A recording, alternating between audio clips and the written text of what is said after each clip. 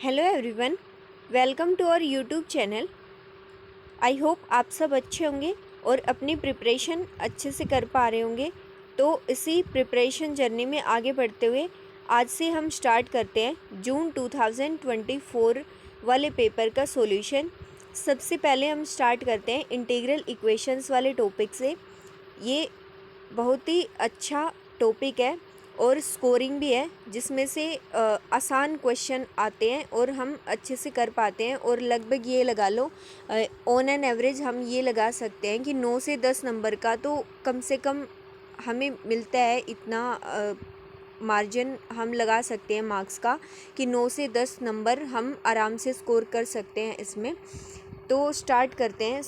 इस वाले पेपर में 3 क्वेश्चन पूछे गए थे इंटीग्रल इक्वेशन से। 2 क्वेश्चन पार्ट बी में पूछे गए थे, 1 क्वेश्चन पार्ट सी में पूछा गया था। तो पार्ट बी के दोनों ही क्वेश्चन बिल्कुल अच्छे थे और हमारे जो बिल्कुल स्टार्टिंग के जो बेसिक कॉन्सेप्ट्स होते हैं इंटीग्रल इक्वेशन के, जो हम एमएससी में ही पढ़ते हैं शुरू में, वहीं से हमारे अगर वो वाली चीज़ें भी ध्यान है तो हमारे क्वेश्चंस बन जाएं। इस तरीके के थे ये दोनों। और जो पार्ट सी वाला है, पार्ट सी वाला जो इस बार वाला था वो थोड़ा कैलकुलेटिव था, पर हाँ टॉपिक ऐसा ही जो हमने पहले पढ़ा हुआ है उस तरीके से। तो हम तीनों ही क्वेश्चन को सोल्व करते हैं। तो सबसे पहला है ये वाला क्वेश्चन। क्वेश्चन आईडी थी ये 704047। तो ये वाला क्वेश्चन था। स्टेटमेंट है कि let u be the solution of Volterra integral equation this, then the value of u at 1। तो हमें ये वाली वोल्टेरा इंटीग्रल इक्वेशन दे रखी है। इसमें जो जैसे हमारी वोल्टेरा इंटीग्रल इक्वेशन में हमें पता है, वोल्टेरा इंटीग्रल इक्वेशन हो या फ्रेडोम इंटीग्रल इक्वेशन हो, उसमें हमें एक अननोन फंक्शन, हमारा पर्पज़ क्या होता है कि हमारी इंटीग्रल इक्वेशन के अंदर एक अननोन फंक्शन होता है जिसकी हमें वैल्यू निकालनी होती है। तो वो उस इंटीग्रल इक्वेशन का सॉल्यूशन होता है। जैसे कि ordinary differential equation, partial differential equation होते हैं, उनमें हम सॉल्यूशन निकालते हैं। जैसे ओडी में कुछ मान लो ऐसे तरीके की ओडी है, तो इसमें हमें सॉल्यूशन निकालना है, उसी तरीके वाई की वैल्यू निकालनी है। उसी तरीके से यहाँ पर भी जो हमारे पास एक अननोन फंक्शन होता है जिसकी हमें वैल्यू निकालनी होती है, तो वो हमारा सॉल्यूशन होता है। और फिर उसमें कुछ स्पेशल कंडीशन पूछ लेता है, जैसे कि यहाँ पर पूछ लिया कि u एट 1 क्या होगा, मतलब 1 के ऊपर पहले हम u निकालेंगे, फिर u की वैल्यू 1 के ऊपर निकालेंगे। तो ठीक है, जो एक बारी वैसे सबको ये वाली चीज़ ध्यान होगी, पर एक बारी रिवाइज कर लेते हैं इसको जल्दी से। तो जो इक्वेशन होती है वोल्टेरा इंटीग्रल इक्वेशन, उसकी जनरल फॉर्म क्या होती है, इस तरीके से होती है। H X into Y X is equal to F of X plus lambda integration A to X K X T into Y T D T. अब देखो कि यहाँ पर ये वाली चीज़ हमें ध्यान रखनी है कि अपर लिमिट है ना, वो वेरिएबल होती है, तभी हम इसको वोल्टेरा बोलते हैं। ठीक है, और अपर लिमिट अगर कोई फिक्स्ड कांस्टेंट बी हो जाती है तो तब हम उसको फ्रीडम बोल देते हैं। तो ठीक है, हमारी इक्वेशन में हमें पहले ही उन्होंने बोल रखा है कि वोल्टेरा इंटीग्रल इक्वेशन है। यहाँ पर क्या दे रखा है, यहाँ पर इंटीग्रेशन 0 से t दे रखा है, क्योंकि इन्होंने जैसे हमने यहाँ पर x लिखा है तो इन्होंने t मान रखा है। ठीक है, तो अभी यहाँ पर क्या होता है, ये जो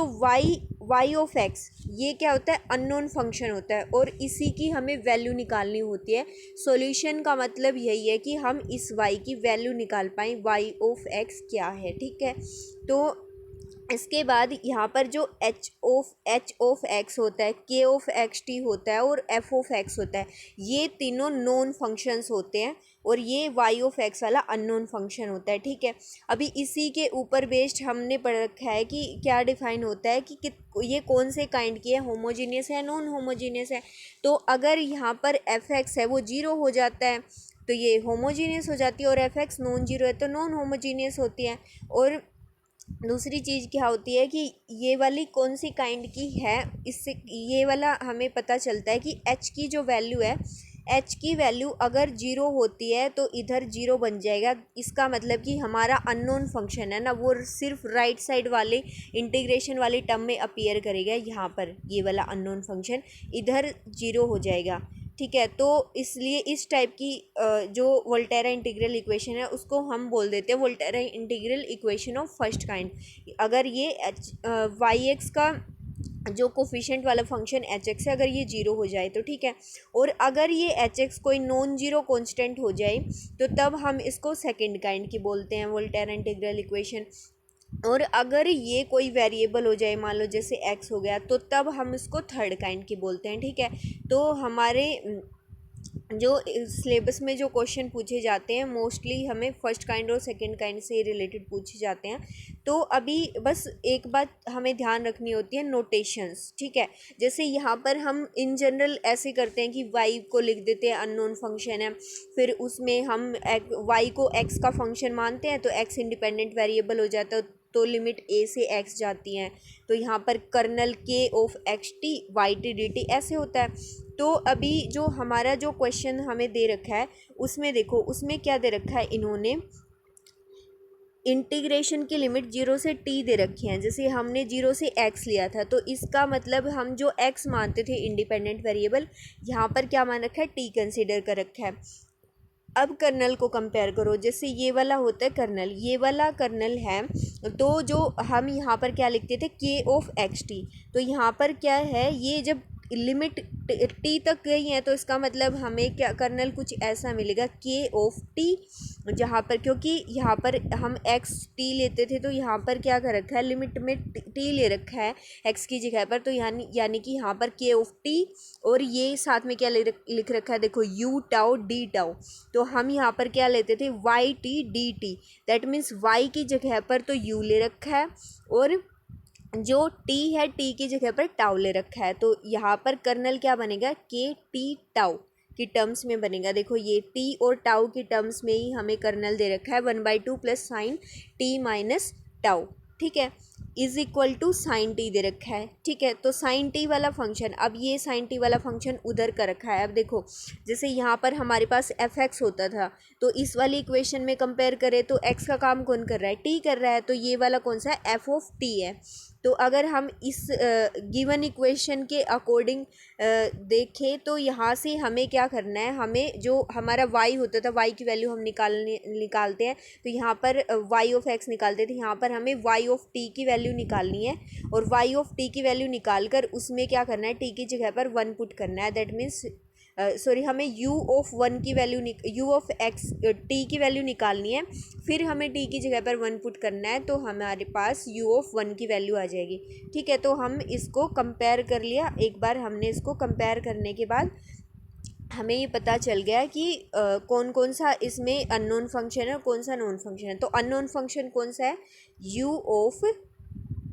t हमारा अननोन फंक्शन है। अब एक चीज़ ध्यान देखो कि इंटीग्रल के अंदर तो है यू ऑफ टाउ करके लिख दिया,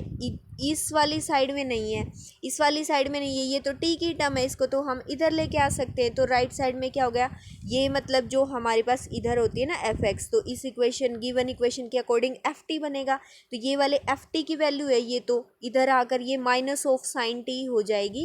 इस इक्वेशन के, यहाँ पर minus of sine t plus this, तो ये वाली तो एफ टी की वैल्यू हो जाएगी, तो उधर साइड तो जीरो ही बचा ना, तो यहाँ पर इसका मतलब ये वाली चीज़ जीरो है, इसीलिए कौन सी काइंड की है, फर्स्ट काइंड की है। ठीक है, तो हमें यहाँ पर वैसे फर्स्ट काइंड और सेकंड काइंड का कुछ वो नहीं करना है, हमें बस ये देखना है कि इसका सॉल्यूशन निकालना है। ठीक है, तो इस वाली इक्वेशन का सॉल्यूशन निकालते हैं। देखो ये हमें दे रखी है, given integral equation is this, ये वाली इंटीग्रल इक्वेशन हमें दी हुई है। तो इस इंटीग्रल इक्वेशन में अब हम क्या कर सकते हैं, क्योंकि स्टैंडर्ड फॉर्मेट में लिखने के लिए इसको हम इस साइड लेकर चले गए, तो ये वाला इधर जीरो बचेगा, तो ये जीरो लिख दिया, is equal to minus sine t plus integration, ये वाली टर्म यू की integration 1/2 plus sine T minus tau u tau D tau. ठीक है, तो अब देखो ये वोल्टेरा इंटीग्रल इक्वेशन है फर्स्ट काइंड की, क्योंकि देखो यहाँ पर u ऑफ टी का कोफिशिएंट जीरो है, जो हमारा जो फंक्शन h ऑफ टी होता है वो जीरो है, तो इसका मतलब ये फर्स्ट काइंड की है। और वोल्टेरा इसलिए है क्योंकि अपर लिमिट क्या है, वेरिएबल है t, तो ये फर्स्ट काइंड की है और नॉन होमोजीनियस है। ठीक है, क्योंकि यहाँ पर हमें जो एफ ऑफ टी है उसकी वैल्यू नॉन जीरो है। तो अभी हम क्या करते हैं, देखो इंटीग्रल इक्वेशन है, इस वाली इंटीग्रल इक्वेशन को हम अगर डिफरेंशियल इक्वेशन में कन्वर्ट कर लें, और डिफरेंशियल इक्वेशन का सॉल्यूशन हमें करना पता है कि कैसे करना होता है, तो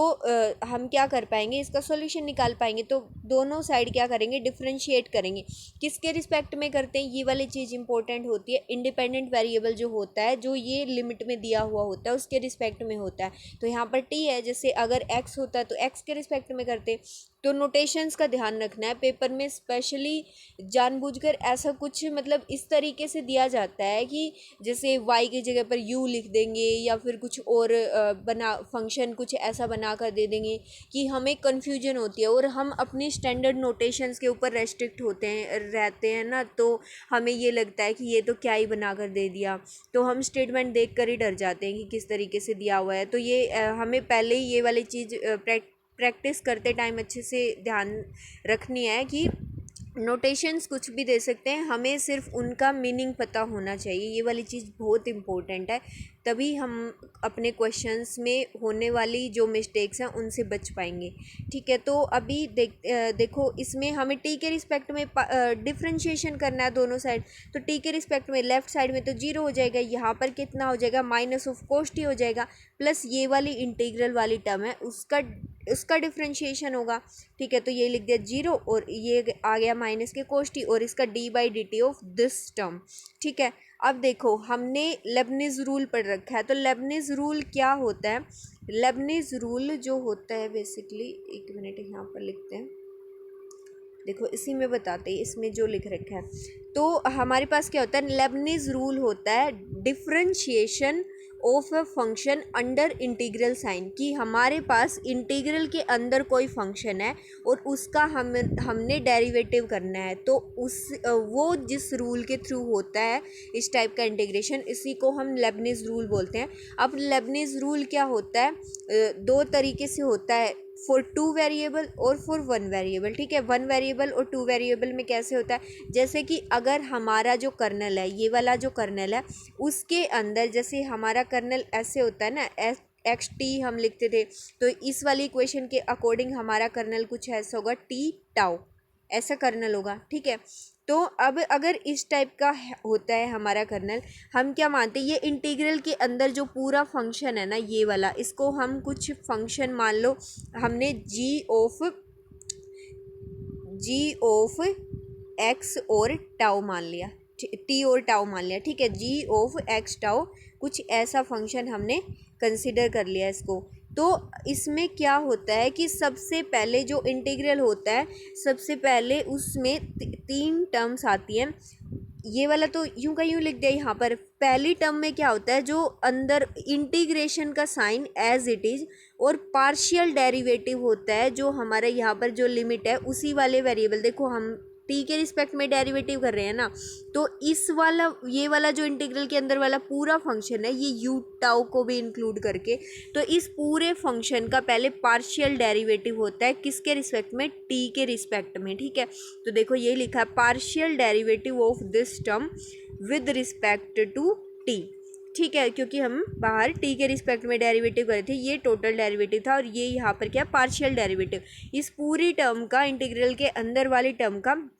टी के रिस्पेक्ट में पार्शियल डेरिवेटिव हो गया। ठीक है, फिर बाकी एज इट इज़ इंटीग्रल बाहर यूं का यूं लिख दिया, इस टर्म का डेरिवेटिव यहाँ पर ये लिख दिया। ठीक है, तो प्लस में क्या होता है, प्लस में होता है कि हमें जो भी इंटीग्रल के अंदर यहाँ पर जो फंक्शन दे रखा है पूरा, इसमें हम क्या करते हैं, जैसे यहाँ पर टाउ है ना, लिमिट अपर लिमिट, जैसे लिमिट 0 से टी के अंदर है, तो यहाँ पर जो वेरिएबल है ना जिसके रिस्पेक्ट में इंटीग्रेशन हो रहा था, उसके अंदर क्या होता है, पहले तो ये होता है कि ये वाला जो पूरा फंक्शन है उसमें ये जो वेरिएबल के रिस्पेक्ट में इंटीग्रेशन हो रहा है उसकी जगह पर एक बार क्या होगी, अपर लिमिट पुट होगी, यहाँ पर भी पूरे। तो देखो जैसे यहाँ पर क्या हो गया, u ऑफ अपर लिमिट क्या हो गई, स्मॉल t, तो u ऑफ टाउ की जगह पर u ऑफ t हो गया, प्लस 1/2, ये वाला 1/2, प्लस साइन ऑफ, यहाँ पर क्या होगी, t पुट होगा टाउ की जगह पर, तो sine of t minus t, अच्छा ये यू टी 2 बार लिख दिया भाई, यहाँ पर एक बार लिख लो कि ये of you of small T. तो यहाँ पर क्या हो गया, अपर लिमिट पुट हो जाती है और साथ में क्या होता है, जो हम डेरिवेटिव कर रहे थे ना, साथ में डी बाई डी टी हो जाएगा किसका, अपर वाली लिमिट का, टी का। ठीक है, तो देखो यहाँ पर क्या होगा, इस पूरे वाले में हमने टी, ये कट गया है, तो इस वाले में हमने टी पुट किया है टाउ की जगह पर, और साथ में क्या किया है, यहाँ पर हमने अपर लिमिट का डेरिवेटिव किया है टी के रिस्पेक्ट में। ठीक है, माइनस में क्या होता है, देखो ये वाली टर्म और ये वाली टर्म, ये दोनों प्लस के साइन के साथ होती है, और ये वाली क्या होती है, थर्ड वाली माइनस ऑफ। अब क्या होता है, थर्ड टर्म जो आती है उसमें ये होता है कि यहीं पर जैसे अभी हमने अपर लिमिट पुट करी थी यहाँ पर टाउ की जगह पर, अब यहाँ पर क्या होगी, लोअर लिमिट पुट होगी। तो जैसे यहाँ पर क्या होगा, 1/2 plus sign of T minus के टाउ की जगह पर क्या हो जाएगा, 0 हो जाएगा, और u ऑफ यहाँ पर भी क्या हो जाएगा, u ऑफ 0 हो जाएगा। और लेकिन साथ में क्या आएगा, लोअर लिमिट का डेरिवेटिव, जैसे अपर लिमिट का डेरिवेटिव आया था, अब लोअर लिमिट तो 0 है, तो लोअर लिमिट का डेरिवेटिव आ जाएगा। ठीक है, तो इसलिए एक बार दिखाने के लिए लिख दिया कि यहाँ पर क्या होगा, D by D T of 0। ठीक है, तो ये वाला रूल अप्लाई हो गया, और ये वाला सिर्फ वोल्टेरा के लिए ही अप्लाई होता है, फ्रेडोम वाली इक्वेशन के लिए अप्लाई नहीं होता, क्योंकि उसमें अपर लोअर दोनों ही लिमिट क्या हो जाती है, कांस्टेंट होती हैं, फिक्स होती हैं। तो यहाँ पर जैसे ये वाला फिक्स है, इस यहाँ से हमें 0 मिलेगा, तो ये वाली टर्म भी कुछ अपर वाली भी मान लो जैसे 1 होगी यहाँ पर भी, तो उसका डेरिवेटिव भी 0 मिल जाएगा, तो वहाँ से भी हमें 0 मिलेगा, तो ये वाली टर्म हमें 0 ही दे देंगी, तो कोई इफ़ेक्ट नहीं होगा। इसीलिए अब इसके बाद क्या होता है, जैसे हमने ये वाली वैल्यूज़ लिख दी, अपर लिमिट कर दी, लोअर लिमिट वाली पुट कर दी, तो लेबनिज़ रूल के बाद इसके बाद क्या आ गया, यहाँ से 0 is equal to minus of cos x plus, अब देखो इस वाले का partial derivative with respect to t करना है, तो फर्स्ट वाली टर्म का तो 0 हो जाएगा, 1/2 का sine of T minus tau का क्या हो जाएगा, टी के रिस्पेक्ट में कोस टी हो जाएगा। ठीक है, तो कोस ऑफ टी हो जाएगा, और यू टाउ तो यू टाउ वाला तो कांस्टेंट रहेगा, क्यों, क्योंकि हमें तो पार्शियल डेरिवेटिव करना है ना टी के रिस्पेक्ट में, तो पार्शियल डेरिवेटिव कर रहे हैं टी के रिस्पेक्ट में, तो जो टी के अलावा जो दूसरा वेरिएबल है उसको कांस्टेंट लेकर चलेंगे। ठीक है, तो हमारे पास इसीलिए यहाँ पर ये वाली टर्म है इंटीग्रल के अंदर, देखो यहाँ पर ये 1/2 हट गया, क्योंकि इसका डेरिवेटिव तो 0 हो गया, तो हमें cos of T minus tau मिल गई डेरिवेटिव होकर, इनटू में यू टाउ डी टाउ, क्योंकि यू टाउ तो कांस्टेंट कंसीडर हुआ था। ठीक है, तो अब प्लस में क्या हो गया, यहाँ पर देखो ये u ऑफ टी, ये वाला नहीं था, u of T into sine T minus T क्या होगा, साइन 0, साइन 0 0 हो जाएगा, तो यहाँ से हमें क्या मिला, 1/2। अच्छा ये वाली में मिस्टेक कर रखी है, यहाँ पर u into you of T नहीं आएगा, बाहर आएगा, क्यों, क्योंकि ये वाला तो पूरे के साथ मल्टीप्लाई होगा ना जब हम टी पुट करेंगे, तो यहाँ से ये टर्म तो कर्नल वाली यूँ क्यों आएगी, इनटू में u ऑफ स्मॉल टी आएगा यहाँ पर इसकी जगह पर अपर लिमिट पुट होकर, तो इसलिए पूरी टर्म के साथ मल्टीप्लाई होगा। ठीक है, तो पूरी टर्म के साथ मल्टीप्लाई होगा, तो यहाँ पर अब देखो ये u ऑफ टी इंटू 1/2 और d by D T of D t, तो t का t के रिस्पेक्ट में डेरिवेटिव ये 1 हो जाएगा, तो इसीलिए यहाँ पर लिखा है u t इंटू 1/2 प्लस ये साइन ऑफ 0 बन के 0 बन गया, इंटू में बाहर क्या हो गया, t का डेरिवेटिव t के रिस्पेक्ट में 1 हो गया, माइनस अब ये वाली टर्म में 0 का डेरिवेटिव 0, इसी वजह से ये पूरा 0 हो जाएगा। ठीक है, तो यहाँ से हमें ये वाली टर्म है वो मिल गई। ठीक है, यहाँ पर ये वाला नहीं था, ये वाला था, तो ये वाली टर्म आप देख सकते हैं, यहाँ से हमने लेबनिज़ रूल लगाकर डेरिवेटिव करके हम यहाँ तक पहुँच गए, तो यहाँ तक पहुँच गए। अब इसके बाद हमें देखना है कि देखो ये कोस वाला है, अगर हम एक बार फिर से डेरिवेटिव कर दें तो यहाँ पर लेबनिज़ रूल लग के फिर से यहाँ पर जब इसका पार्शियल डेरिवेटिव बनेगा ना, तो यहाँ पर क्या बन जाएगा, माइनस ऑफ साइन टी बन जाएगा, और साइन ही हमें गिवन फंक्शन के अंदर दे रखा था, तो इसलिए हमें क्या मिल जाएगा, हमें वही वाली फॉर्मेट में मिल जाएगा जिसकी वैल्यू हम इक्वेशन गिवन इक्वेशन से पुट कर सकते हैं। तो इस वाली ये वाली जो इक्वेशन थी, ये वाली इक्वेशन कुछ ऐसी है, ये वाली इक्वेशन को एक बार अच्छे से लिख दिया फिर से। तो 0 is equal to minus cos t plus this term under integral plus u t by two, ये हमें मिल गई। तो अब हमने देखो इसी वाले से मिले, यहाँ से हमें यू टी बाई टू मिल गया ना, one you t by two into one हो गया, तो यहाँ से माइनस कोस टी और ये इंटीग्रल के अंदर यही वाले टर्म को दोबारा से लिख रखा है। तो अब इसका फिर से हमने डेरिवेटिव करना है। तो differentiating equation number 2 with respect to t, ये बात याद रखनी, यहाँ पर जो वेरिएबल ना उसके रिस्पेक्ट में हम डेरिवेटिव कर रहे हैं। तो इधर हो जाएगा 0 माइनस ऑफ कोस टी, तो कोस टी का माइनस साइन टी होता है, तो माइनस कोस टी का साइन टी हो जाएगा, ठीक है, प्लस इंटीग्रल 0 से टी। अब ये इसमें भी लेबनिज रूल टू वेरिएबल के लिए लगेगा, क्यों, क्योंकि यहाँ पर टी और टाउ दोनों है। तो पहले क्या होगा, इंटीग्रल के अंदर पार्शियल डेरिवेटिव होगा विद रिस्पेक्ट टू टी, तो इस वाले टर्म का पार्शियल डेरिवेटिव कर्ल बाई कर टी हमने लिख दिया, ठीक है, डी टाउ यूं का यूं लिख दिया। प्लस में फिर क्या होता है, यहाँ पर हमें ये वाला जो पूरा फंक्शन जो ये वाला जो होता है इसके अंदर हमें टाउ की जगह पर अपर लिमिट पुट करनी है, तो कोस of T minus T into you of T हो जाएगा, ठीक है।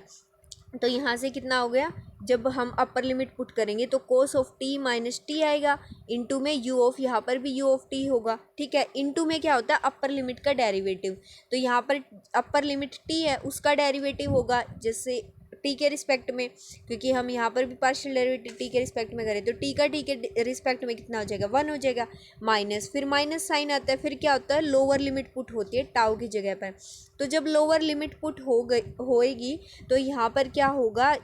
कोस ऑफ टी माइनस टाउ की जगह पर 0 होगा, तो कोस ऑफ टी माइनस 0 इंटू में यहाँ पर क्या होगा, यू ऑफ 0 इनटू में क्या होगा, लोअर लिमिट का डेरिवेटिव, तो 0 का डेरिवेटिव 0 हो जाएगा। तो इस वाली टर्म को अभी हमने सिर्फ ये वाला, ताकि फॉर्मूला हमें ध्यान रह जाए इसलिए हमने लिखी है, अदरवाइज हम लोअर लिमिट 0 होती है तो उस वाले का डेरिवेटिव होकर डायरेक्टली 0 हो जाता है, तो इस वजह से यहाँ पर हमें 0 ही मिल जाती है ये वाली टर्म जो थर्ड टर्म होती है। तो पार्शियल डेरिवेटिव करके लिख दिया इंटीग्रल के अंदर, अपर लिमिट पुट करके फिर उसका इनटू में इसका डेरिवेटिव, लोअर लिमिट पुट करके इनटू में इसका डेरिवेटिव, ठीक है। और अब प्लस में तो हम पूरा डेरिवेटिव कर रहे थे ना, तो साथ में अब ये वाली चीज़ तो हमें मिली, सिर्फ इधर वाला 0 आ गया था, इसका डेरिवेटिव साइन टी आ गया था, और इस वाले इंटीग्रल का डेरिवेटिव लेबनिज रूल से हमने ये टर्म प्लस ये टर्म प्लस ये टर्म, ये तीनों टर्म तो डेरिवेटिव वाले इंटीग्रल के डेरिवेटिव के लिए आ गई बाय लेबनिज रूल। तो अब हमें क्या मिला है, ये इसका भी डेरिवेटिव करना प्लस साथ में, तो ये you dash T by T 2 हो जाएगा, तो यहाँ से ये मिल गया यू डैश टी बाई 2, ठीक है। तो हमने ओवरऑल क्या कर दिया, इक्वेशन नंबर, देखो इक्वेशन नंबर 2 जो हमें ये वाली दे रखी थी इसका हमने यहाँ पर डेरिवेटिव कर दिया, ये जो हमें अब ये जो लास्ट में इक्वेशन बनी है। तो अब हमें देखो यहाँ पर क्या मिल गया, एक मिनट, ठीक है, ये वाला हमें मिल गया। तो अब ये इंटीग्रल है, इसके अंदर इसका जब हम पार्शियल डेरिवेटिव करेंगे cos of T minus tau का with respect to T, partial derivative देखो, और इनटू में ये वाली term U of tau constant हो जाएगी क्योंकि पार्शियल डेरिवेटिव कर रहे हैं एक्स के रिस्पेक्ट में, तो ये तो यूं का यूं रह जाएगा। Cos of T minus tau का क्या हो जाएगा, minus of sine T minus tau, तो यहाँ से इसलिए हमें मिल जाएगा यहाँ से sine T minus of integration 0 से टी, और यहाँ पर देखो ये माइनस ऑफ क्या बन जाएगा, sine of T minus tau into u tau D tau, plus में ये कोस 0 1 हो गया, इंटू में यू टी हो गया, तो ये वैल्यू हमें यू टी मिल गई, यहाँ से हमें 0 मिल गया, तो ये हो गया 0 प्लस के यू डैश टी बाई 2, तो हमें इतना मिल गया यहाँ तक।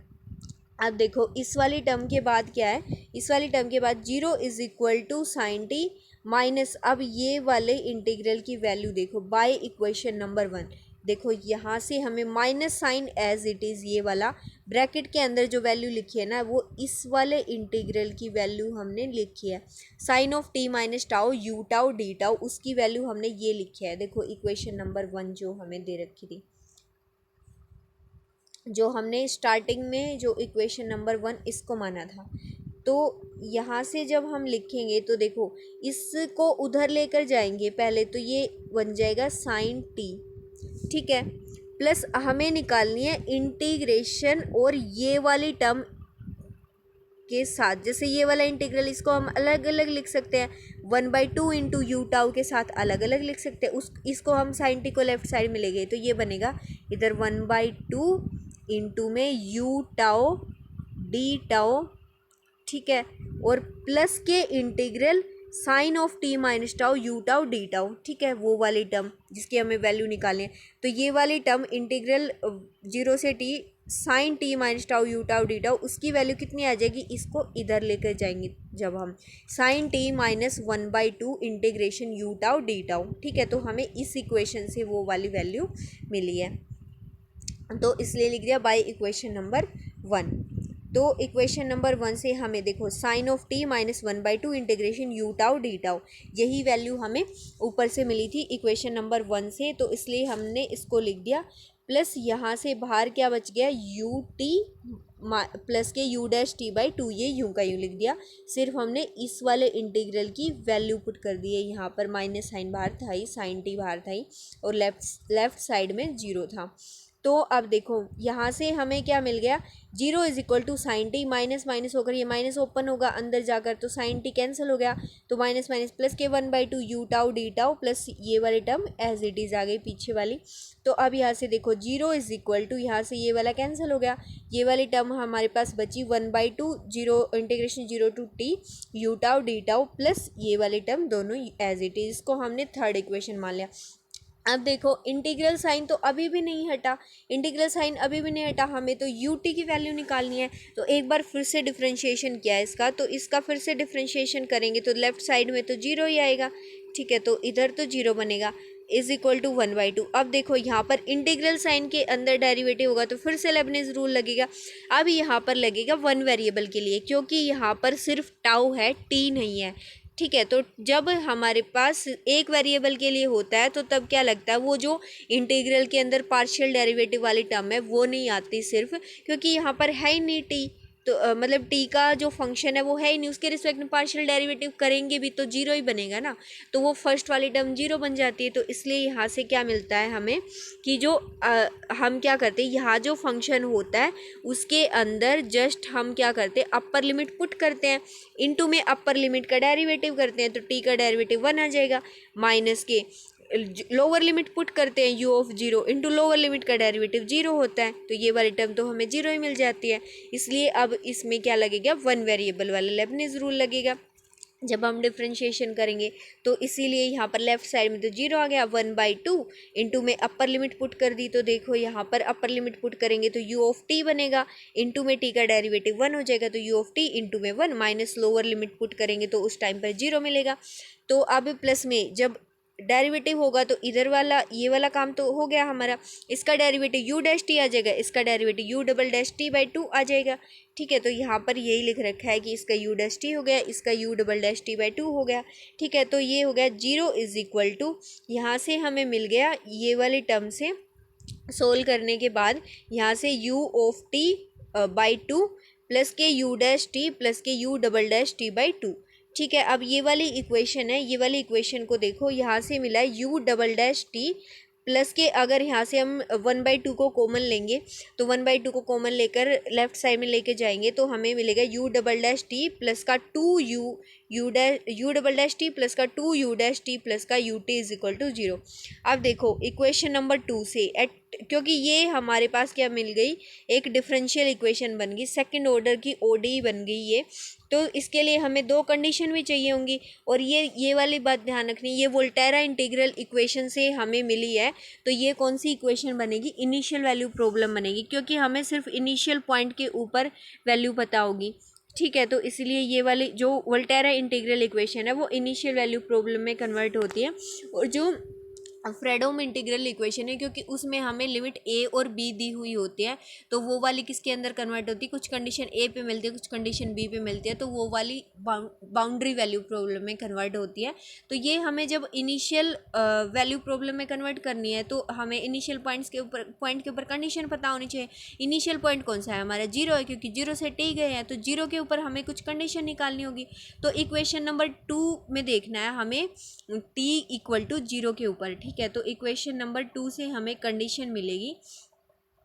देखो अभी हमें इक्वेशन नंबर 2 कहाँ पर लिख दी, ये वाला। तो देखो यहाँ पर जब टी जीरो पुट करेंगे तो ये जीरो है, यहाँ पर क्या बनेगा कोस जीरो -1 बनेगा, प्लस ये वाला इंटीग्रेशन जब टी को जीरो पुट करेंगे तो 0 to 0 ये ओवरऑल वैल्यू इंटीग्रल की जीरो हो जाएगी, क्योंकि जीरो से जीरो ही हो जाएगा, तो इंटीग्रल की वैल्यू जीरो, ये क्योंकि अपर लिमिट और लोअर लिमिट सेम हो जाएंगी। तो अब ये वाला प्लस यहाँ पर क्या बनेगा u ऑफ 0/2, तो u ऑफ 0/2, ठीक है, और लेफ्ट साइड में क्या है जीरो, तो यहाँ से हमें मिलेगा u of 0/2 is equal to 1, तो u ऑफ 0 की वैल्यू 2 मिल जाएगी। तो यही वाली चीज़ यहाँ पर लिख रखी है कि by equation number 2 we got 0 is equal to -1 + 0 + u 0/2, तो यहाँ से हमें u 0 की वैल्यू कितनी मिल गई 2 मिल गई। तो अब इक्वेशन नंबर 3 से टी की क्योंकि हमें u डैश 0 भी निकालना होगा, तो u डैश 0 निकालने के लिए देखो इक्वेशन नंबर 3 में टी को 0 पुट करो, जो हमें इक्वेशन नंबर 3 जो मिली थी उसके अंदर यहाँ पर देखो, यहाँ पर लेफ्ट साइड जब जीरो पुट करेंगे तो ये जीरो, ये वाला इंटीग्रेशन 0 to टी की जगह पर जीरो कर ये वाला जीरो बन जाएगा, ये u 0 प्लस ये u डैश 0/2, तो हमें मिल गया 0 is equal to u of 0 plus के u डैश 0/2, ठीक है, ये हमें मिल गया। तो देखो यही लिख रखा है u 0 is equal to u 0, हाँ 0 is equal to u 0 plus के u डैश 0/2, ये वाली इक्वेशन हमें मिल गई थर्ड इक्वेशन में टी को 0 पुट करके, तो हमें मिला यहाँ से u dash 0/2 is equal to -2, that means u dash 0 की वैल्यू हमें मिल गई -4, ठीक है, तो u डैश 0 की वैल्यू -4 मिल गई, तो हम ये बोल सकते हैं, तो हमें कंडीशन मिल गई ना, तो जो गिवन वोल्टेरा इंटीग्रल इक्वेशन थी दैट उसका जो सॉल्यूशन होता है वो उसके करस्पॉन्डिंग जो इनिशियल वैल्यू प्रॉब्लम हमें मिली है ये वाली u double dash plus u dash plus u is equal to 0 with u 0 is equal to 2 u dash 0 is equal to -4, ये वाली इनिशियल कंडीशंस के साथ ये वाली जो ODE है इनिशियल वैल्यू प्रॉब्लम है इसका हमें सॉल्यूशन निकालना है, इसका सॉल्यूशन होगा वो वाला ही उस इक्वेशन का सॉल्यूशन होगा। तो आप देखो कि ये वाली जो OD है ये कौन सी OD है, ये हमें मिली है ना, यहाँ से y की वैल्यू निकालेंगे, OD है विद कांस्टेंट कोफिशिएंट, तो हम इसकी ऑक्सिलरी इक्वेशन लिखेंगे, यहाँ से हमें क्या मिलेगा d² प्लस के 2d प्लस के 1 इज इक्वल टू 0, तो यहाँ से हमें ये वाली चीज़ मिल गई, तो हमें इसको हम लिख सकते हैं d+1 का whole square is equal to 0, तो d की वैल्यू -1 रिपीटेड रूट है, तो इसलिए हम ut को ऐसे लिखेंगे इस फॉर्मेट में c1 प्लस के c2t e की पावर -t, तो यहाँ से हम कंडीशन अप्लाई करेंगे u 0, तो u 0 करके क्या मिलेगा c1 प्लस ये तो 0 हो जाएगा, तो c1 e की पावर 0 1 हो जाएगा, तो c1 इंटू 1, तो c1 आ गया, c1 की वैल्यू u 0 की वैल्यू हमें कितनी मिली थी 2 मिली थी, देखो u 0 की वैल्यू तो हमें यहाँ पर 2 मिली थी, तो u 0 की वैल्यू हमें जो c1 मिली है उसकी वैल्यू 2 आ गई। अभी हम करते हैं कि u डैश टी, तो यहाँ पर मैंने c1 की वैल्यू को पुट कर दिया पहले इक्वेशन नंबर 6 में, तो इक्वेशन नंबर 6 क्या बन जाएगी 2 + c2t e की पावर -t, तो यहाँ से हमें क्या मिल जाएगा ये वाली हमें u की वैल्यू मिल गई। अब जब हम करेंगे u डैश टी क्या होगा, यहाँ पर ये वाली और ये वाली यहाँ से प्रोडक्ट रूल लग के डिफ्रेंशिएशन कर दिया इसका डेरिवेटिव करने के बाद फिर हमें u डैश 0 पुट किया, तो यहाँ से क्या बनेगा e की पावर 0 तो 1 हो जाएगा, तो -2 इंटू ये वाली टर्म तो 0 हो जाएगी c2 इंटू 0, तो -2 इंटू ई की पावर 0 प्लस c2 इंटू की पावर 0 1 हो जाएगा, तो c2 इज इक्वल टू हमें u डैश 0 की वैल्यू कितनी मिली थी -4 मिली थी, तो यहाँ से मिल गया -2 plus c2 is equal to -4, तो c2 की वैल्यू -2 मिल गई। अब c2 की वैल्यू भी इक्वेशन नंबर 7 में यहाँ पर पुट कर दो, तो u dash t is equal to 2 minus के 2 इंटू टी ई की पावर -t, ठीक है, तो 2 माइनस के 2t इंटू ई की पावर -t, तो u t की वैल्यू कितनी आ गई 2 कॉमन निकाल लिया 1 - t इंटू ई की पावर -t, ठीक है, तो इस वाली जो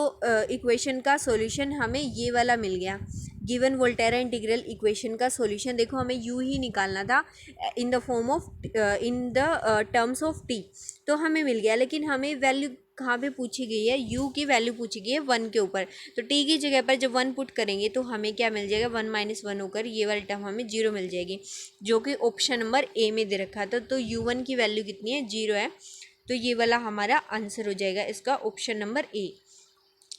ठीक है, तो आगे वाले क्वेश्चन पे चलते हैं। इस वाले क्वेश्चन में हमें दिया गया है the given Fredholm integral equation is this. तो हमें देखो क्वेश्चन की स्टेटमेंट देखते हैं पहले जो दी गई है, ये वाला हमें दे रखा है, ये फ्रेडोम इंटीग्रल इक्वेशन दे रखी है ये वाली, y of x is equal to 1 plus x plus c x square plus 2 into integration 0 to 1, ये वाला कर्नल दे रखा है, वाई टी डी टी दे रखा है। ठीक है, तो अब देखो हमें फ्रेडोम कब होती है, जब अपर लिमिट क्या होती है, फिक्स होती है। जैसे अपर लिमिट यहाँ पर वेरिएबल नहीं फिक्स है, तो ये फ्रेडोम है। और कौन सी टाइप की है, देखो यहाँ पर क्या है, ये वाला जो हमें दे रखा है, ये वाला जो फंक्शन है जो हमारा एफ ऑफ एक्स होता है, ये नॉन जीरो दे रखा है, तो इसका मतलब ये नॉन होमोजीनियस वाली है। और कौन सी काइंड की, यहाँ पर 1 इंटू वाई एक्स है ना, तो ये नॉन जीरो कॉन्स्टेंट है वाई का जो फंक्शन होता है वाई के साथ प्रोडक्ट में, तो यहाँ पर कौन सी काइंड की, ये सेकंड काइंड की है। तो non homogeneous Fredholm integral equation of second kind, ये वाली इक्वेशन है ये। यहाँ पर कर्नल क्या दे रखा है, ये 1 minus 3x t into Y T D t. तो इस वाली का हमें सोल्व करने का मेथड क्या होता है, हम क्या करते हैं, यहाँ पर कंसिडर करके चलते C1 C2। अब देखो इन्होंने पूछा क्या है, एक अननोन इंट्रोड्यूस करके दे दिया C, तो ये पूछा है कि C की किस वैल्यू के लिए इस इंटीग्रल इक्वेशन के पास सॉल्यूशन होंगे। ठीक है, हमें ये बताना है। तो यहाँ पर क्या होता है कि ये वाली टाइप की जो इंटीग्रल इक्वेशन होती है, इसमें हमें ये देखना होता है कि जैसे यहाँ पर ये लेमडा की जगह पर 2 दे रखा है, मतलब कि इसकी जो वो हम आइगन वैल्यू बोलते हैं ना, यहाँ पर लेमडा होता है, वो 2 दे रखी है। तो हमें सी की वैल्यू निकालनी है इन वाले ऑप्शंस में, इससे कौन सी वैल्यू होगी सी की। ठीक है, तो इसको करते हैं।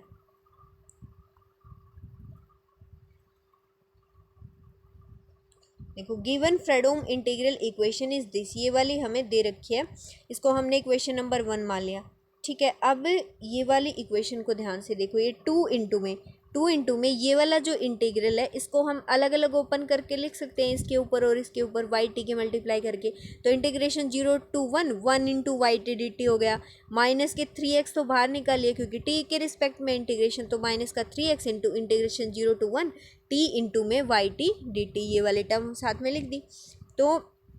इसको ऐसे लिख सकते हैं। अब इसके बाद देखो ये वाला यूं का यूं है, प्लस 2 इंटू में इसको तो C1 मान लिया, माइनस के 3x इंटू में इस इंटीग्रल को C2 मान लिया। ठीक है, तो इसको लिख दिया 2 इंटू में C1 माइनस के 3x इंटू C2, जहाँ पर C1 क्या है, ये वाली वैल्यू इंटीग्रेशन C1 0 से 1 वाई टी डी टी, और C2 क्या है, ये वाली वैल्यू इंटीग्रेशन 0 से 1 t y T D t. तो देखो यहाँ पर इंटीग्रेशन 0 से 1 t y T D t, ये C2 की वैल्यू है। तो अब हमें क्या करना है, इक्वेशन देखो, इक्वेशन नंबर थर्ड और सेकंड से, ये वाली थर्ड है ना, तो इसमें इसके अंदर C1 की वैल्यू किसके इक्वल है, इंटीग्रेशन 0 से 1 वाई टी डी टी। तो C1 इज इक्वल टू, अब देखो वाई टी की वैल्यू पुट कर दो, इक्वेशन नंबर सेकंड में ये वाई एक्स है, तो वाई टी पुट करेंगे तो एक्स की जगह पर सब जगह टी आ जाएगा, तो ये बनेगा 1 plus t plus c t square plus 2 into C1 minus के 3t इंटू C2। तो हमें वाई टी की वैल्यू पुट करके और इंटीग्रेशन करना है। ठीक है, 0 से 1 में, तो देखो इंटीग्रेशन 0 से 1,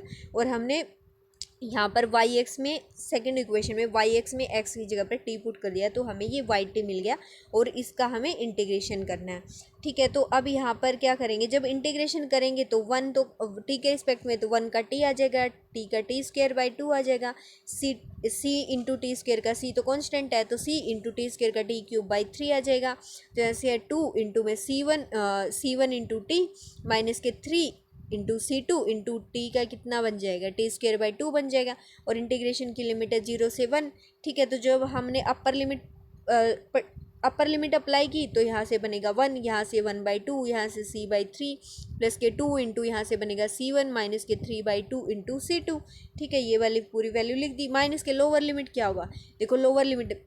टी की जगह पर 0 पुट करना है, हर एक टर्म के अंदर टी हर एक टर्म के अंदर टी है, तो हमेशा 0 ही बन जाएगी टी की जगह पर 0 पुट करने में लोअर लिमिट, तो इसलिए ओवरऑल पूरा 0 लिख दिया। तो अब यहाँ से देखो, अब यहाँ से हमने एक साथ अरेंज कर लिया, ये लेफ्ट साइड में C1 चल रहा था ना, तो लिख दिया C1 is equal to this, जो भी हमें वैल्यू मिली है 1 + 1/2 3/2 हो जाएगा, ये C/3 है। तो यहाँ से इसकी मल्टीप्लाई करेंगे तो 2C1 आ जाएगा, यहाँ से नीचे अगले वाले में 2 से 2 कैंसिल होकर, तो माइनस के 3 C2 बन जाएगा। ठीक है, तो ये C1 is equal to this है। तो देखो यहाँ भी C1 है और यहाँ भी C1 है, इस लेफ्ट वाले C1 को राइट साइड में ले आओ, तो यहाँ से हमें मिलेगा, तो राइट साइड में मिल जाएगा 2C1 में से C1 घट जाएगा तो हमें C1 मिल जाएगा, तो हमें मिलेगा C1 माइनस के 3C2, और इस वाले टर्म को लेफ्ट में ले जाए तो माइनस के 3/2 प्लस के माइनस ऑफ पूरे के बाहर माइनस 3/2 प्लस C/3, ये वाली टर्म हमें मिल जाएगी। तो देखो ये वाला लिख दिया,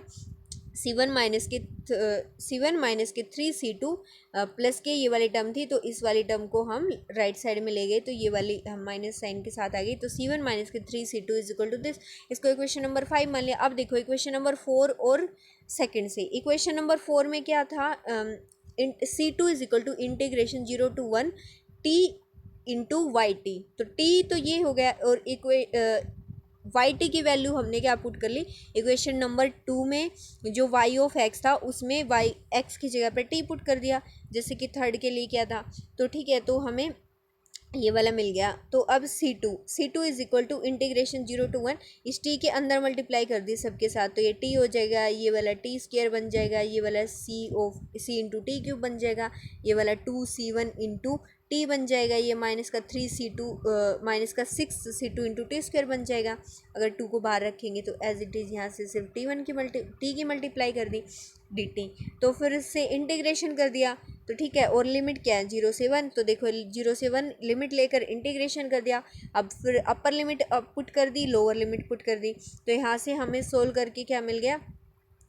C1 माइनस के 3C2 is equal to this. तो ये वाली इक्वेशन मिल गई 6। तो अब देखो इक्वेशन नंबर 5 और 6, इक्वेशन नंबर 5 जो मिली थी C1 C2 के अंदर, इक्वेशन नंबर 6 भी C1 C2 के अंदर मिले। देखो सेम है, लेफ्ट साइड तो सेम है दोनों की, C1 माइनस 3C2, इसकी भी क्या है, C1 minus 3C2 is equal to this है, और देखो इसमें इज इक्वल टू दिस है। तो ये 5 और 6 को जब हम एक साथ कंसीडर करेंगे तो ये क्या बनेगा, एक 2x2 का सिस्टम ऑफ इक्वेशंस मान सकते हैं हम इसमें, जो जहाँ पर वेरिएबल हमारे C1 और C2 हैं। तो जैसे C1 minus 3C2 is equal to this, और यहाँ पर क्या मिल गया, C1 minus 3C2 is equal to this. तो हम इसको मैट्रिक्स फॉर्मेट में ऐसे लिख सकते हैं, AX is equal to B type से, और जहाँ पर B क्या होता है, राइट साइड वाला होता है, तो यहाँ पर B क्या मिल जाएगा, जैसे ऊपर वाले से माइनस ऑफ C/3 प्लस 3/2 मिलेगा, और नीचे वाले से माइनस ऑफ C/4 प्लस 5/6 मिलेगा, ये वाला इसको हमने भी मान लिया। और x क्या है यहाँ पर, C1 C2 वाला कॉलम वेक्टर है, और A क्या है, कोफिशिएंट मैट्रिक्स। तो कोफिशिएंट मैट्रिक्स देखो यहाँ से क्या मिलेगी, 1 माइनस 3, और इस वाली से भी क्या मिल रही थी, 1 और -3, ठीक है। तो 1 और -3, तो यहाँ पर हमें सिर्फ C1 और C2 की वैल्यू निकालने के लिए हम ऐसा कर रहे हैं। आप चाहें तो ऐसा भी कर सकते हैं, जो इक्वेशन नंबर 6 और 5 है ना, तो सबस्टिट्यूशन मेथड से यहाँ से C1 और C2 में से किसी भी एक की वैल्यू निकाल लो, C की फॉर्म में, C की टर्म्स में, ठीक है। तो यहाँ से उसको मान लो वहाँ से निकाली तो इसमें पुट कर दो उठा के, मान लो वहाँ से C1 की वैल्यू निकाल के लाए, यहाँ पर पुट कर दी, तो ओवरऑल इक्वेशन C2 में बन जाएगी। तो C2 की वैल्यू आ जाएगी C की टर्म्स में, फिर C2 की वैल्यू आ जाएगी, उसको अगेन इक्वेशन नंबर 1 में पुट कर देंगे, तो हमें वहाँ से C1 की वैल्यू मिल जाएगी। फिर से वैसे भी कर सकते हैं, मर्जी है। तो यहाँ से हमें ज़्यादा फैमिलियर है, हमें लीनियर अलजेब्रा की वाला जो मेथड है, लीनियर सिस्टम ऑफ इक्वेशन वाला, उसकी हेल्प से हम आसानी से निकाल सकते हैं। तो हमने ये वाली मैट्रिक्स लिखी। अब देखो हमें C1 C2 की वैल्यू निकालनी है, तो और C1 C2 की वैल्यू भी नहीं, स्पेशली कि C1 C2 C की टर्म्स में है, तो हमें C के ऊपर कुछ कंडीशन लानी है ना। तो जैसे हमने जब A ऑगमेंटेड B लिखा, तो A मैट्रिक्स तो हमारी ये वाली थी, 1 -3 1 -3, ये वाली लिख दी। ऑगमेंटेड B वाले जो ये वाली जो कॉलम वाली जो मैट्रिक्स ये वाली लिख दी, ठीक है, as it is right side वाली जो कॉलम मैट्रिक्स थी। तो हमें जब A ऑगमेंटेड B, यहाँ पर हमने अप्लाई किया, यहाँ पर 0 बनाने के लिए R2 - R1, तो R2 - R1 अप्लाई करके हमें ये वाली मिल गई। अब देखो ये एक्लन फॉर्म है, ये एक्लन फॉर्म है, यहाँ से ये वाली सिर्फ इतनी A मैट्रिक्स है। A मैट्रिक्स का रैंक कितना मिला, हमें यहाँ से एक ही पाइवोट है, तो एक रैंक मिल गया A मैट्रिक्स का। तो अब हमें बोला गया है कि C के ऊपर कंडीशन बताओ कि सॉल्यूशन एग्जिस्ट कर जाए, ठीक है। तो सॉल्यूशन एग्जिस्ट कब करेगा, देखो जब हमें C1 और C2 की वैल्यूज़ मिलेंगी। तो अब देखो कि C1 और C2 की जो वैल्यूज़ है ना, C1 C2 की जो वैल्यू है, यहाँ से हमें निकालने के लिए इसके ऊपर आकर टिक गई हमारी जो वैल्यूज़ हैं उनकी बात। तो अब देखो यहाँ पर इस सिस्टम का सॉल्यूशन तब एग्जिस्ट करेगा जब ए का और ए ऑगमेंटेड बी का रैंक बराबर होगा। तो ए का रैंक तो 1 है, that means A augmented B का रैंक भी 1 होना चाहिए। ठीक है, सॉल्यूशन एग्जिस्ट ओनली व्हेन, तो ए ऑगमेंटेड बी का भी रैंक 1 होना चाहिए। तो ए ऑगमेंटेड बी वाली जो मैट्रिक्स है ये पूरी बन रही है। तो जैसे यहाँ पर इसका रैंक तब ही 1 होगा जब ये वाला जो कॉलम वेक्टर है लास्ट वाला, इसमें पाइवोट ना मिले, मतलब अगर ये वाला भी 0 बन जाए तो यहाँ पर क्या हो जाएगा, ऑगमेंटेड वाली का भी रैंक कितना हो जाएगा, 1 हो जाएगा, एक पाइवोट मिल जाएगा, और क्योंकि यहाँ पर पाइवोट कोई होगा ही नहीं। और जबकि अगर ये वाली वैल्यू है, ये वाली वैल्यू नॉन जीरो बन गई, कुछ स्टार मान लो नॉन जीरो, तो ए ऑगमेंटेड बी का रैंक तो 2 हो जाएगा ना, क्योंकि एक पाइवोट यहाँ पर होगा, एक नॉन जीरो यहाँ पर पाइवोट हो जाएगा। ठीक है, तो इसलिए तब उस केस में सॉल्यूशन एग्जिस्ट नहीं करेगा। तो सॉल्यूशन एग्जिस्ट करने के लिए ए और ए ऑगमेंटेड बी का रैंक बराबर होना चाहिए। और यही वाली चीज़ तो है कि यहाँ पर ये 0 बन जाएगा, तभी तो ए ऑगमेंटेड बी का भी रैंक 1 आएगा, सिर्फ ये वाला पाइवोट होके, क्योंकि और ए का रैंक भी 1 है। ठीक है, तो इसका मतलब ये वाली वैल्यू कितनी होनी चाहिए कि बी वाले कॉलम में कोई पाइवोट नहीं होना चाहिए, दैट मीन्स c/12 + 2/3 की वैल्यू 0 होनी चाहिए। ठीक है, तो इसका मतलब c/12 + 2/3 की वैल्यू 0 होनी चाहिए। तो यहाँ से हमने एलसीएम वगैरह लेके c की वैल्यू कितनी निकाल दी, -8, जो कि ऑप्शन नंबर ए में दे रखा था। तो c की वैल्यू -8 के लिए हमें क्या मिल जाएगा, सॉल्यूशन एग्जिस्ट कर जाएगी, क्योंकि देखो यहाँ से सी की इस वैल्यू के लिए हमें C1 C2 की वैल्यू मिली। ठीक है, C1 C2 की वैल्यू हमें देखो ये हमारा जो सिस्टम बन रहा था ना इक्वेशन नंबर 5 और 6 से, तो इक्वेशन नंबर 5 और 6 से हमें C1 C2 के लिए एक सिस्टम मिल रहा था,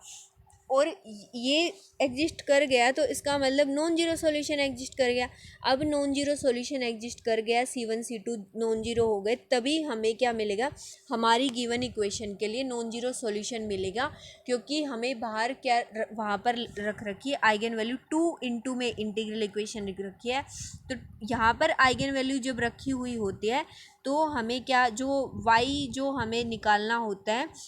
वो ऐसा निकालना होता है कि आइगन वैल्यू के केस में या तो ये होता है कि या तो नो सॉल्यूशन या फिर इनफाइनाइट सॉल्यूशन। ठीक है, तो जब यहाँ पर हमें क्या मिल गया, सॉल्यूशन एग्जिस्ट कर गया, दैट मीन्स इनफाइनाइट सॉल्यूशन, ये वाली लेमडा की वैल्यू 2 के लिए इनफाइनाइट सॉल्यूशन तभी होंगे, मतलब सॉल्यूशन एग्जिस्ट करने वाली बात बोली है सिर्फ हमें, ये वाली बात हमने अलग से देख ली कि इनफाइनाइट सॉल्यूशन होंगे। तो यहाँ पर सिर्फ तभी एग्जिस्ट करेंगे जब सी की वैल्यू जो हमें जो वेरिएबल दे रखा था उसकी वैल्यू कितनी होगी, -8 होगी, तो ही एग्जिस्ट करेंगे। तो आंसर क्या आ जाएगा, ऑप्शन नंबर ए, C =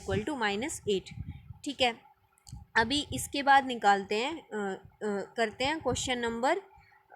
जो तीसरा क्वेश्चन था, जो कि था क्वेश्चन नंबर 60, और ये वाली आईडी थी जिसकी लास्ट में 101 वाली, ये था 4.75 मार्क का क्वेश्चन। तो इस वाले क्वेश्चन में देखते हैं हमें पूछा क्या गया है, for lambda belongs to R, lambda belongs to R के लिए mod of lambda less than 5/32, इसका मतलब -5/32 से 5/32 के बीच में कुछ वैल्यू आएगी, कुछ रियल नंबर आएगा लेमडा की वैल्यू, और R of x t lambda and U denote the resolvent kernel and solution of the Fredholm integral equation respectively. तो देखो R of x t lambda तो क्या है, रिजोल्वेंट कर्नल है, और यू क्या है, इक्वेशन का सॉल्यूशन है। और कौन सी इक्वेशन, देखो फ्रेडोम इंटीग्रल इक्वेशन दे रखी है, लोअर लिमिट तो होती ही है फिक्स, अपर लिमिट भी फिक्स दे रखी है, तो फ्रेडोम इंटीग्रल इक्वेशन है। और कौन सी है, यहाँ पर y की जगह पर u दे रखा है। ठीक है, यहाँ पर ये वाला 1 है, नॉन जीरो कांस्टेंट है, तो इसका मतलब ये सेकंड काइंड की है, और ये वाला फंक्शन हमें दे रखा है, तो इसका मतलब ये नॉन होमोजीनियस है। ठीक है, तो ये वाली non homogeneous Fredholm integral equation of second kind हमें दे रखी है।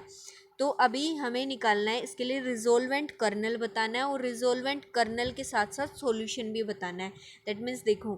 कि सॉल्यूशन भी बताना है, रिजोल्वेंट कर्नल भी बताना है, और सॉल्यूशन में भी यू जो सॉल्यूशन आएगा ना,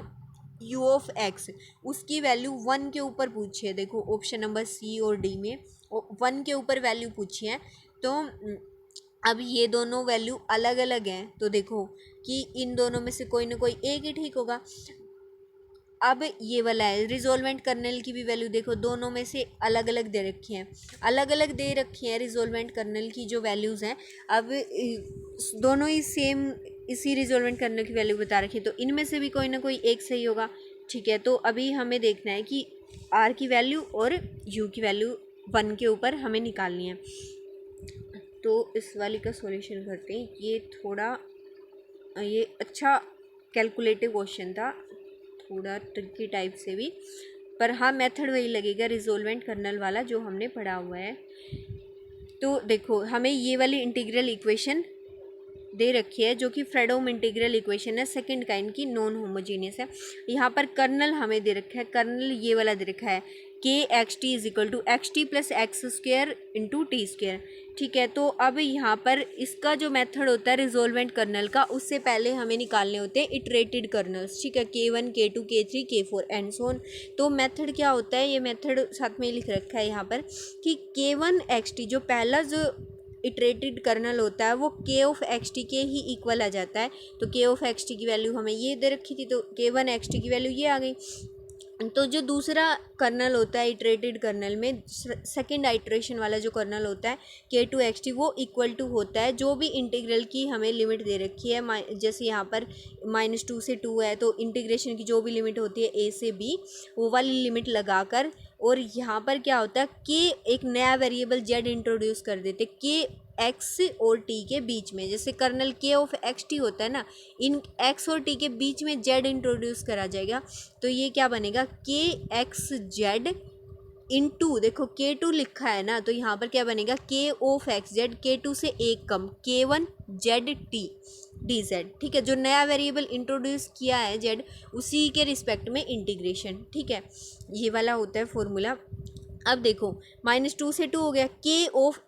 एक्स जेड, मतलब कि जो हमारा कर्नल के एक्स टी था उसमें टी की जगह पर जेड रिप्लेस करना है, तो यहाँ से x Z plus X square T square बनेगा। तो देखो x Z plus X square T square into में K1 जेड टी, जो K1 वाला जो कर्नल था उसमें एक्स, देखो K1 एक्स टी होता है ना, तो एक्स की K1 एक्स जेड के लिए हमें यहाँ पर x को z से रिप्लेस करना होगा, तो इसमें x को z से रिप्लेस करेंगे तो ये बनेगा Z T plus Z square T square. तो ये लिख दिया यहाँ पर Z T plus Z square T square into में डी जेड। तो अब देखो यहाँ पर z के रिस्पेक्ट में इंटीग्रेशन करना है, तो t और x दोनों क्या होंगे, एज ए कॉन्स्टेंट ट्रीट होंगे। तो यहाँ से हमने इन चारों टर्म के आपस में इसकी इन दोनों के साथ मल्टीप्लाई करा के, इसकी फिर इन दोनों के साथ मल्टीप्लाई करा के, ओपन करके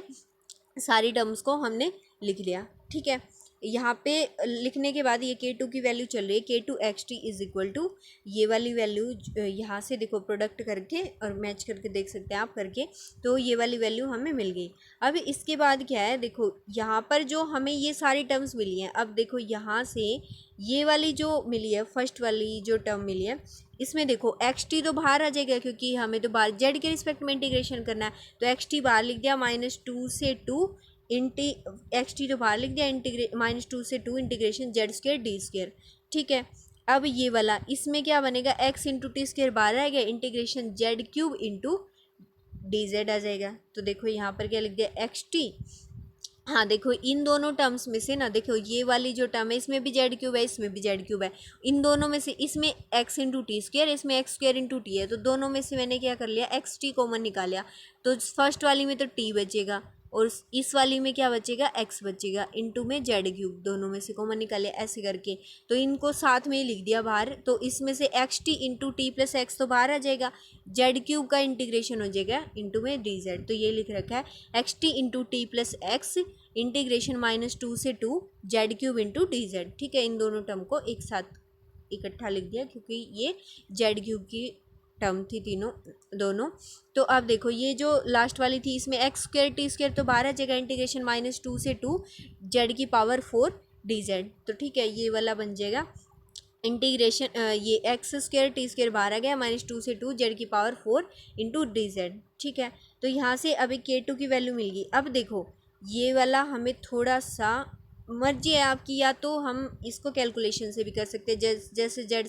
एक्स टी तो बाहर है ही, जेड स्क्वेयर के का इंटीग्रेशन बनेगा जेड क्यूब बाई 3, फिर हम अपर लिमिट और लोअर लिमिट अप्लाई करेंगे। ऐसे ही यहाँ पर जेड क्यूब का बनेगा जेड की पावर 4/4, फिर हम upper limit lower limit apply करेंगे। यहाँ पे जेड की पावर 5/5 बनेगा, ऐसे करके फिर लिमिट्स अप्लाई करेंगे। लेकिन अगर हम थोड़ा सा ध्यान दें तो हमें इतनी कैलकुलेशन नहीं करनी पड़ेगी। देखो, जैसे जब इंटीग्रेशन की लिमिट -a से a होती है और अंदर अगर इवन फंक्शन होता है ना, तो उसको हम ऐसे लिख देते हैं 2 times of integration from 0 to a that function into में उसका यहाँ पर उसका इंटीग्रेशन कर देते हैं। और जब ओड फंक्शन होता है -a to a इंटीग्रेशन के अंदर अगर ओड फंक्शन होता है तो उसका इंटीग्रेशन 0 बन जाता है। ठीक है, अब देखो ध्यान से, ये जेड स्क्वेयर है, जेड स्क्वेयर है, ये तो इवन फंक्शन है, क्योंकि इसमें हम जेड को -z से रिप्लेस करेंगे तो सेम वैल्यू देगा। ये वाला जो है जेड क्यूब, ये ओड फंक्शन है, क्योंकि जेड को -z से रिप्लेस करेंगे तो ये -z³ वैल्यू देगा, यानी -(f(z) के बराबर देगा। तो ये ओड फंक्शन है, तो ये इवन फंक्शन है, ये ओड फंक्शन है। जेड की पावर 4 वाला भी इवन फंक्शन है। ठीक है, तो ये वाली टर्म का तो 0 बन जाएगा इंटीग्रेशन, तो ये वाली ओवरऑल मल्टीप्लाई होकर ये पूरी टर्म हमें 0 मिल जाएगी। ठीक है,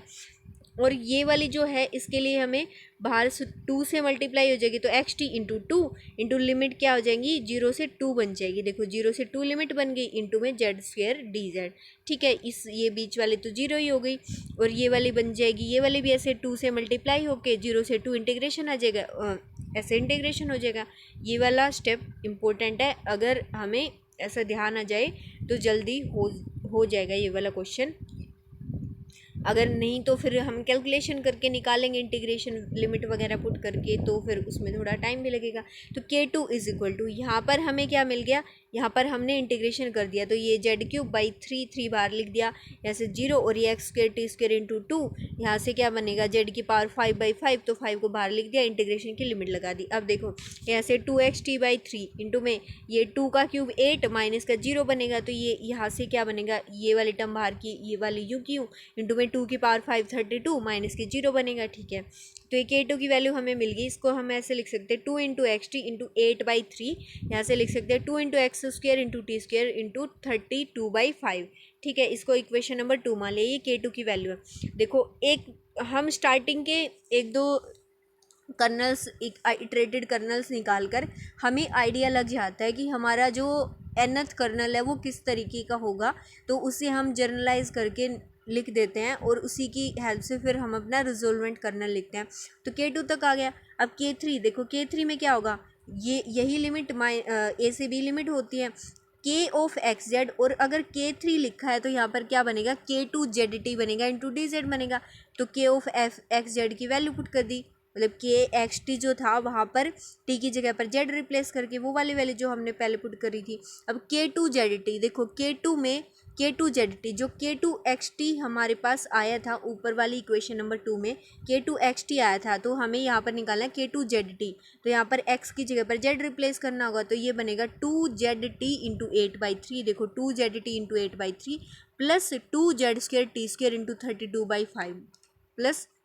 2z² इंटू 32/5 इंटू में डी जेड। ठीक है, तो यहाँ पर इंटीग्रेशन करना है ऐसे। अब इस वाली टर्म की इन दोनों के साथ मल्टीप्लाई, इस वाली टर्म की इन दोनों के साथ मल्टीप्लाई, पूरा सारी टर्म्स को हमने प्रोडक्ट करके और इंटू में डी जेड लिख दिया। तो ठीक है, अभी हमें जेड के रिस्पेक्ट में क्या करना है, इसका इंटीग्रेशन करना है इसी वाले टर्म का। तो देखो ऐसे ही यहाँ पर हमें 2xt इंटू 8/3 इसको बाहर निकाल लिया, z² का हो गया, अलग अलग कर दिया इंटीग्रेशन को। तो यहाँ से 2x इंटू t² इंटू 32/5 को, ये वाली टर्म को बाहर लिख दिया, इंटू में z³ का इंटीग्रेशन लिख दिया। ऐसे ही इसमें से इस वाली टर्म को बाहर निकाल दिया, z³ का इंटीग्रेशन लिख दिया, इस वाली पूरी टर्म को बाहर निकाल दिया, z की पावर 4 का लिख दिया, क्योंकि z के रिस्पेक्ट में करना, बाकी सारे तो कॉन्स्टेंट है। तो ये सारी टर्म्स हमने ऐसे करके लिख दी यहाँ पर इसके बाद। ठीक है, तो अब इसके बाद देखो, इसके बाद भी हमें वही वाली चीज़ अप्लाई करेंगे, जैसे z² इवन फंक्शन है, z³ क्या है, ओड फंक्शन है, ये z³ भी ओड फंक्शन है, तो इन दोनों का 0 0 बन जाएगा। z की पावर 4 इवन फंक्शन है, तो इसका 2 से मल्टीप्लाई होकर इस वाले में भी इस वाले में भी, और लिमिट 0 से 2 हो जाएगी। ठीक है, तो यही वाला कर दिया, जिसमें ये वाला बाहर यूँ का यूँ कॉन्स्टेंट था, 2 से मल्टीप्लाई होगी, लिमिट क्या बन गई 0 से 2 बन गई, इंटू में जेड स्क्वायर डी जेड बन गया। तो ये वाला बीच वाली टर्म दोनों क्या बन गई 0 बन गई, क्योंकि वो वाले ओड फंक्शन थे, तो माइनस ए से इंटीग्रेशन 0 हो जाएगा। इस वाले में भी क्या किया, ये वाली टर्म यू की यू इंटू 2 से मल्टीप्लाई करके लिमिट 0 से 2 करके इंटू में जेड की पावर 4 डी जेड कर दिया, ठीक है। तो बीच वाली टर्म तो 0 बन गई। अब ये वाला देखो जेड स्क्वायर का इंटीग्रेशन क्या बनेगा, जेड क्यूब बाई 3 बनेगा। तो यहाँ से 2xt इंटू में 8/3, ये तो यूं का यूं था, तो ये वाला ये 2 और 2 का स्क्वायर लिख दिया साथ में, इंटू एक्सटी इंटू 8/3। तो जेड क्यूब बाई 3 में 1/3 बाहर लिख दिया जेड क्यूब, इसकी लिमिट हो गई 0 से 2 अप्लाई कर दी, ये वाली टर्म तो 0 बन गई थी ओवरऑल। तो ये वाली में देखो अब 2 ये वाला और ये वाला 2, तो 2 का स्क्वायर हो गया, यहाँ पर लिख दिया 2 का square into x square T square, into में ये वाला कितना है, यहाँ पर लिख दिया 32/5 इंटू में जेड की पावर 4 का इंटीग्रेशन जेड की पावर 5/5 हो जाएगा, इंटीग्रेशन 0 से 2 हो जाएगा, ठीक है। तो ये वाली टर्म हमने लिख दी। अब देखो K3 को हम क्या लिख सकते हैं, यहाँ से 2 इंटू में टू का square into x T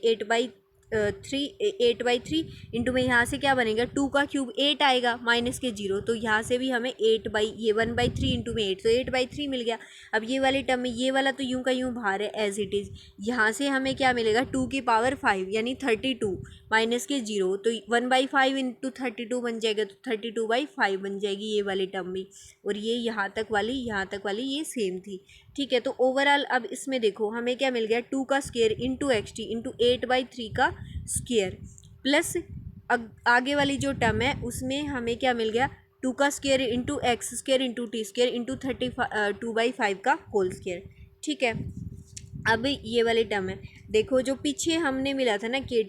K2 में K3 के अंदर जो हमें मिला है और जो हमें K2 के अंदर जो मिला है, ठीक है। देखो K3 में क्या मिला है 2 का square into x T into 8/3 का स्क्वायर प्लस 2 का square into x square T square into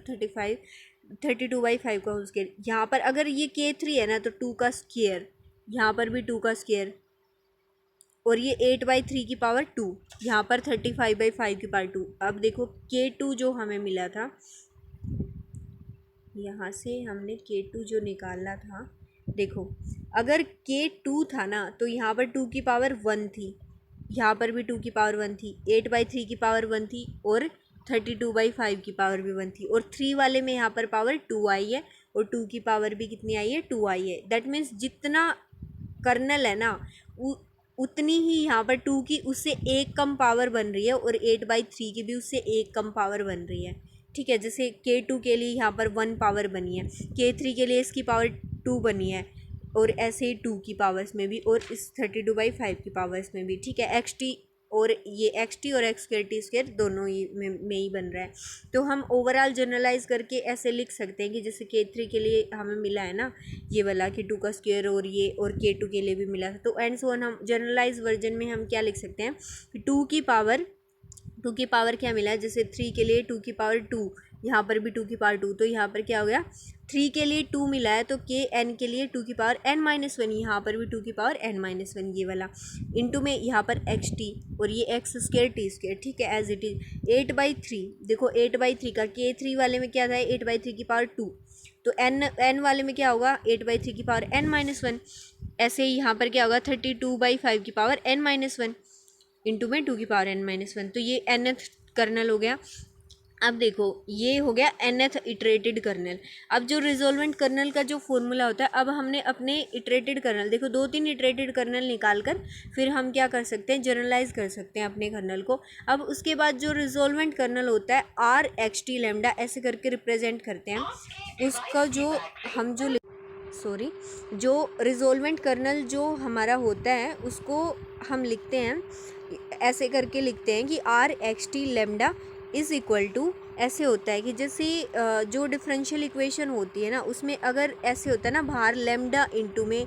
limit a to b ऐसे करके लिखा हुआ होता है, तो तब हम क्या करते हैं यहाँ पर तब होता है K1xt plus lambda into K2xt plus lambda square into K3xt and so on, ऐसे होता है। पर हमारी जो गिवन इक्वेशन है ना, देखो जो हमें जो इक्वेशन जो दे रखी है जो वाली, एक मिनट, यहाँ पर हमें